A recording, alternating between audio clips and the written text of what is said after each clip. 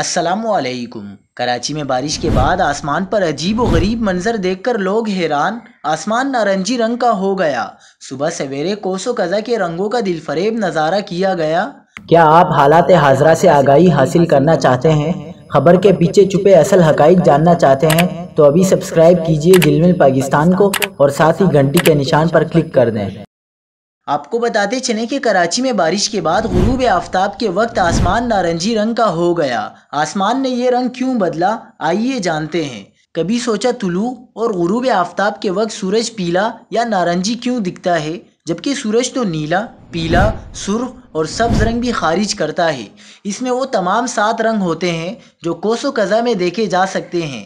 خلا سے دیکھا جائے تو سورج سفید نظر آتا ہے۔